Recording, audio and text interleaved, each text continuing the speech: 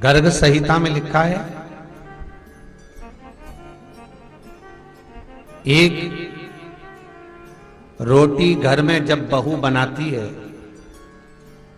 गर्ग संहिता, एक रोटी जब घर में बहू बनाती है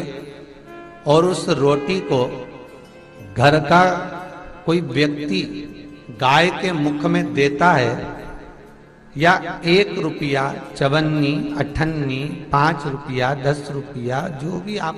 गाय के निमित्त निकाले हो, या कहीं जाकर तुमने गौदान किया है, तो उसका विधान गर्ग संहिता कहती है कि एक रोटी जब आप गाय के मुख में दे रहे हो, एक रोटी जब गाय के मुखाग्रविंद में दी गई है, तो उस रोटी के, जैसे हमारी 4 अवस्था होती है, बचपन, जवानी, अधेड़ी और बुढ़ापा, उस रोटी के 4 हिस्से कर लीजिए। पहला हिस्सा तुम्हारे खाते में गया, दूसरा हिस्सा तुम्हारे माता पिता के खाते में चला गया, तीसरा हिस्सा तुम्हारे दादा के खाते में गया, और चौथा हिस्सा तुम्हारी माता जिस घर में पल पोस कर बड़ी हुई थी, तुम्हारी दादी जिस घर में पाल पोस कर बड़ी हुई थी, उस ननिहाल पक्ष में वो हिस्से का भाग चला जाता है। बहुत ध्यान दीजिएगा, गर्ग संहिता।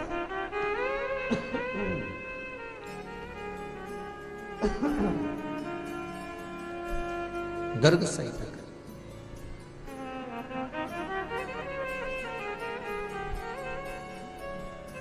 अब एक भाग के 4 हिस्से हो गए, एक तुम्हारे हिस्से में आ गया, एक तुम्हारे माता पिता के हिस्से में आ गया।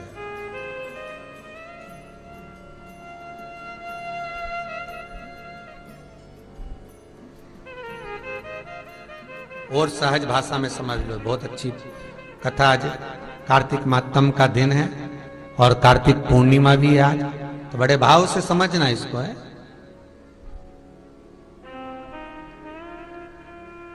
धेनु मानस कहती है,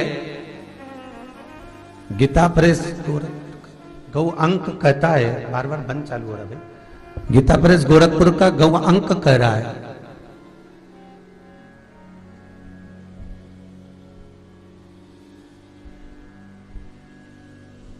क्यों कहा जाता है कि गौ माता के शरीर पर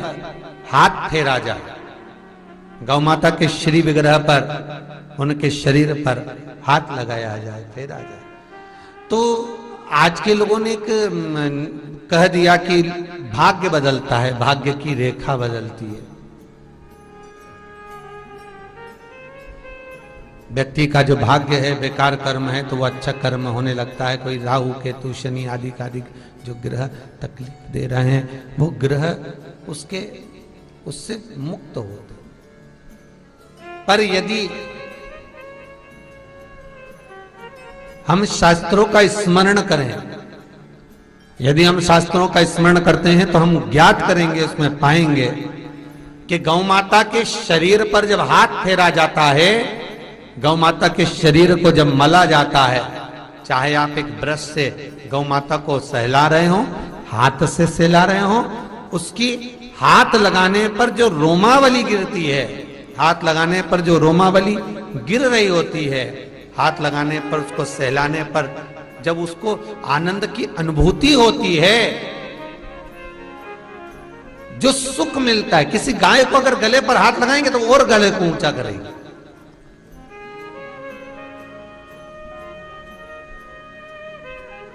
उसके पीठ को सहलाएंगे तो वो और नजदीक में आकर खड़ी हो जाएगी, और नजदीक। महाराज क्यों, किस लिए? गाय चाहे तो किसी एक पत्थर से भी अपने गले को रगड़ सकती है, गाय चाहे तो अपनी पीठ को किसी दीवार से भी रगड़ सकती है, पर गौ माता को ये जो दिया गया है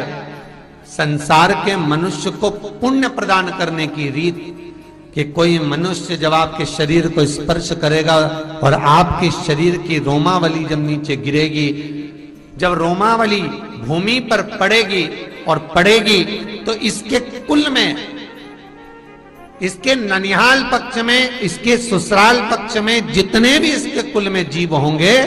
जो अधोगति आदिक में मरे होंगे, समाप्त हुए होंगे, उन जीवों का कल्याण, नरक से मुक्ति केवल ये रोमावली के कण ही प्रदान कर देंगे। मात्र सहलाने पर गौ माता के शरीर का स्पर्श, इतना सुख का भान हो जाता है।